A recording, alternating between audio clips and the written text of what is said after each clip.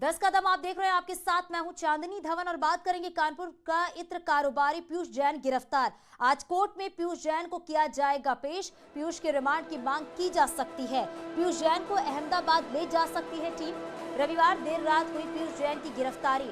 रात भर पीयूष को काकादेव थाने में रखा गया। सेंट्रल जीएसटी टीम के डीजी ने गिरफ्तार किया पीयूष जैन को। पीयूष के ठिकानों से 257 करोड़ रुपए बरामद किए गए।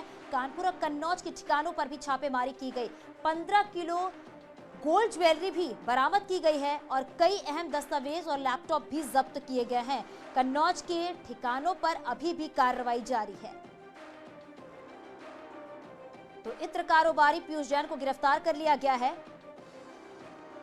और काकादेव थाने में रात भर रखा गया। और कहा यह भी जा रहा है, खबरें ये भी मिल रही हैं कि अहमदाबाद ले जाया जा सकता है पीयूष जैन को। दो तस्वीर आप देख रहे हैं, पहली तस्वीर कानपुर की है और दूसरी तस्वीर आपको दिखा रही है कि जब जैन के घर से ये काली कमाई बरामद की गई।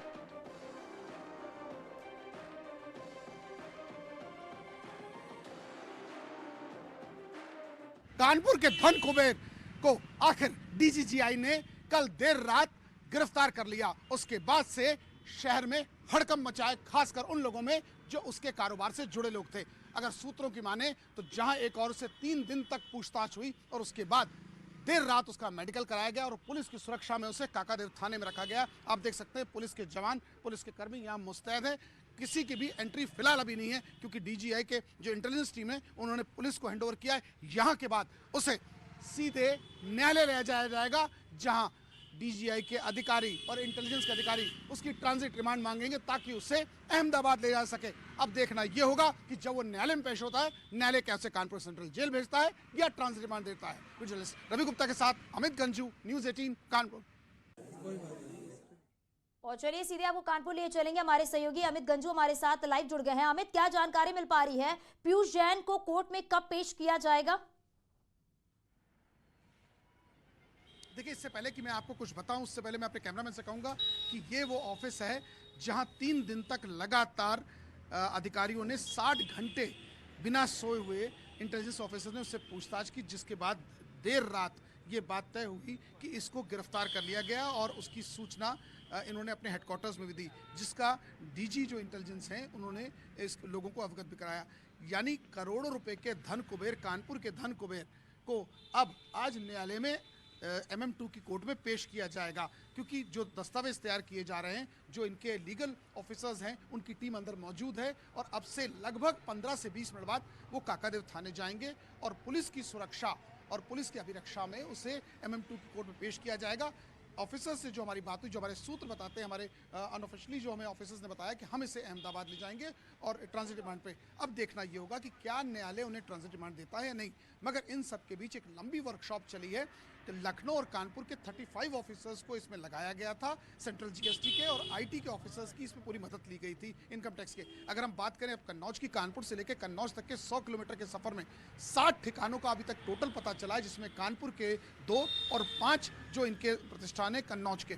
अब पैसे की अगर बात की जाए तो अभी सिर्फ सूत्रों के हवाले से चीज आई है, कोई प्रेस रिलीज कन्नौज से इशू नहीं हुई है। लेकिन जिस प्रकार से आज मिस्त्रियों को, राजगीर मिस्त्रियों और लेबर को बुलाया गया है और यहाँ तक कि ASI की टीम को आज बुलाया गया, माना जा रहा है कि 11 बजे तक वो टीम वहाँ पहुँचेगी क्योंकि जिस दीवार की थिकनेस की बात की जा रही थी, एक मकान के अंदर 7 नहीं अब 8 दरवाजे सामने आए हैं।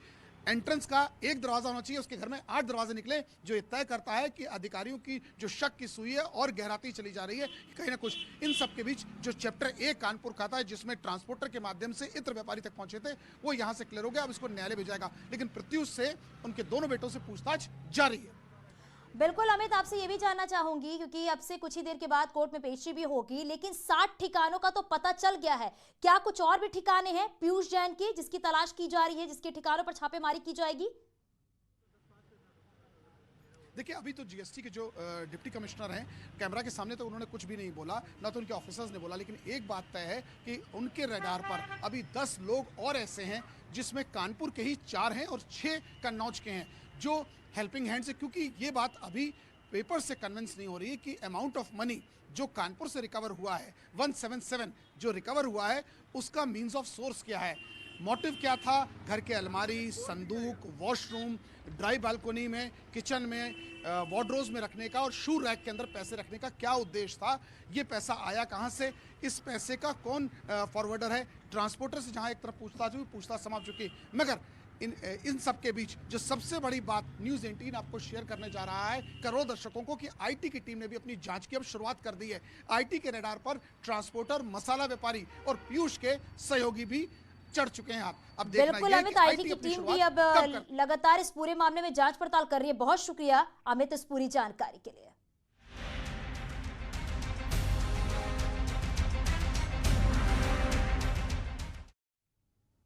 और अब बात सीएम योगी आदित्यनाथ की दौरे की करते हैं। तो सीएम योगी आदित्यनाथ आज प्रतापगढ़ और सीतापुर के दौरे पर रहेंगे। दोनों जिलों को सीएम विकास परियोजनाओं की सौगात देंगे। दोपहर 12 बजे प्रतापगढ़ के रामपुर खास विधानसभा क्षेत्र में सीएम योगी जन विश्वास यात्रा में शामिल होंगे और फिर जनसभा को संबोधित करेंगे। सीएम योगी प्रतापगढ़ में 554 करोड़ की लागत 378 परियोजनाओं का लोकार्पण और शिलान्यास करेंगे। वहीं दोपहर बाद सीएम सीतापुर भी जाएंगे और लहरपुर के प्रसिद्ध सूर्य कुंड मंदिर पर बीजेपी की जन विश्वास यात्रा में शामिल होंगे। जनसभा को भी संबोधित करने के साथ ही सीएम करोड़ों की परियोजनाओं की सौगात देंगे। सीएम के कार्यक्रम को लेकर दोनों जिलों में प्रशासन की तरफ से तैयारियां पूरी कर ली गई हैं। तो सीएम योगी आदित्यनाथ आज 2 जिलों के दौरे पर रहेंगे और लगातार सीएम योगी आदित्यनाथ यूपी के जिलों का दौरा कर रहे हैं क्योंकि चुनाव नजदीक है। चुनाव नजदीक होने के साथ ही साथ आज प्रतापगढ़ और सीतापुर को बड़ी सौगात देंगे सीएम योगी आदित्यनाथ।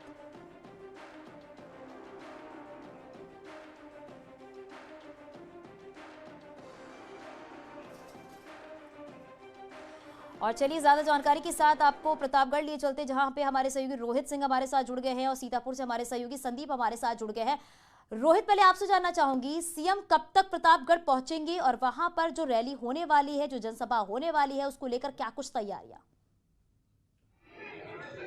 जी, अपने दर्शकों को बता दें, सीएम योगी रामपुर विधानसभा के नया चितपुरवा गांव में जो है एक विशाल जो है जनसभा को संबोधित करेंगे। वो 12 बजे उनका हेलीकॉप्टर यहां पर जो है लैंड होगा, जिसको लेकर तैयारियां जो हैं वो पूरी हो चुकी हैं। हम इस समय जो है जनसभा स्थल पे ही मौजूद हैं। हम आपको तस्वीरें भी दिखाना चाहेंगे किस तरीके से जो है सीएम का मंच जो है वो बनाया गया है। जो तमाम सारे अफसर हैं, सुरक्षाकर्मी हैं, वो डटे हुए हैं और वहीं पर जहां एक और सीएम एक हाथों से जो है प्रतापगढ़ की जनता को जो है बड़ी सौगातें देंगे। 554 करोड़ की लागत से 378 परियोजनाओं का वो शिलान्यास करने वाले हैं, लोकार्पण करने वाले हैं। तो वहीं दूसरी तरफ से जनता का आशीर्वाद भी प्राप्त करेंगे। जन विश्वास यात्रा जो है वो प्रतापगढ़ कल शाम को पहुंची है। बिल्कुल रोहित, जनता का आशीर्वाद तो प्राप्त करेंगे, इसके साथ ही साथ सीतापुर भी लिए चलते हैं। संदीप हमारे साथ है। संदीप, सीएम कब तक सीतापुर पहुंचेंगे और सीतापुर वासियों को सीएम की तरफ से आज एक बड़ी सौगात मिलने वाली है, वहां पर क्या कुछ तैयारियां देखने को मिल रही हैं? जी बिल्कुल चांदनी, मैं आपको बताऊंगा कि मैं आपको दिखाना चाहूंगा कि इस वक्त मैं बिल्कुल यहाँ पर जो है लहरपुर के विधानसभा में कार्यक्रम होना, ये सूर्य कुंड है जहाँ पर मैं खड़ा हूँ।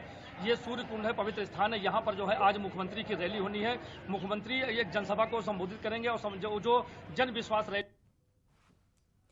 तो हमारे सहयोगी बता रहे थे कि जो तैयारियां हैं वो पूरी कर ली गई हैं क्योंकि सीएम योगी आदित्यनाथ आज 2 जिलों के दौरे पर रहेंगे। प्रतापगढ़ भी जाएंगे और सीतापुर भी जाएंगे और वहां के वासियों को एक बड़ी सौगात देंगे, जनता का आशीर्वाद भी लेंगे क्योंकि जन विश्वास यात्रा की शुरुआत हो चुकी है। बहुत शुक्रिया आप दोनों सहयोगी का इस पूरी जानकारी के लिए।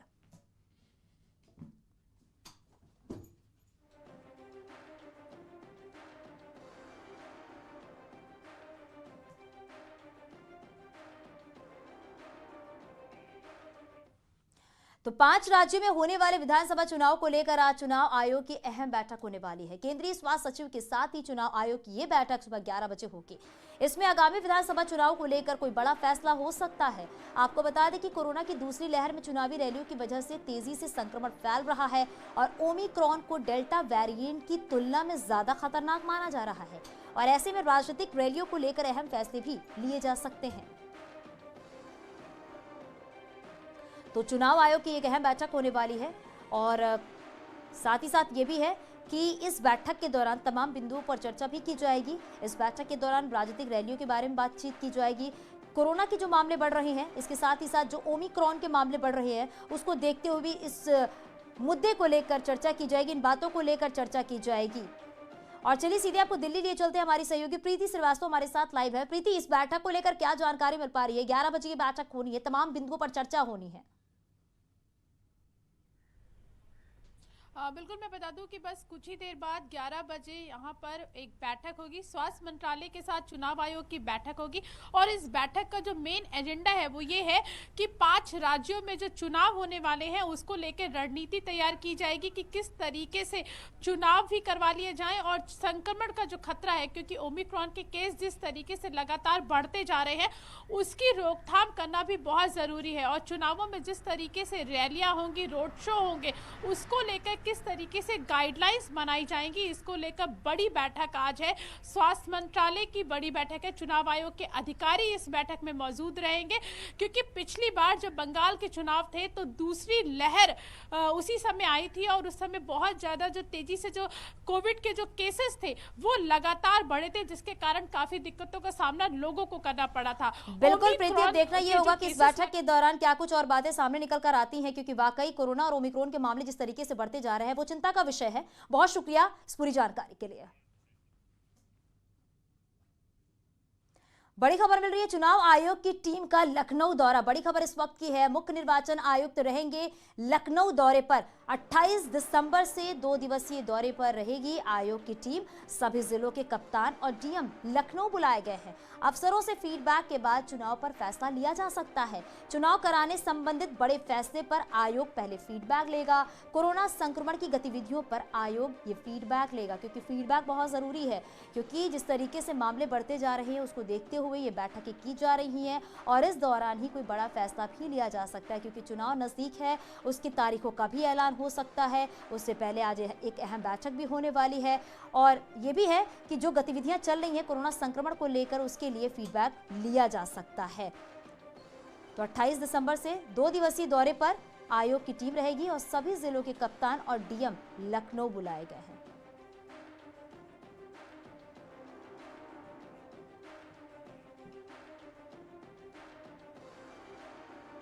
झांसी में कांग्रेस महासचिव प्रियंका गांधी के आह्वान पर रन फॉर मणिकर्णिका मैराथन का आयोजन हुआ है, जिसमें विजेता चुनने में गड़बड़ी का आरोप लगाते हुए प्रतिभागी लड़की ने हंगामा किया और मोदी योगी के नारे भी लगाए। वहीं आयोजन कराने वाले कांग्रेसियों का कहना है कि ये नारेबाजी साजिश के तहत करवाई गई है।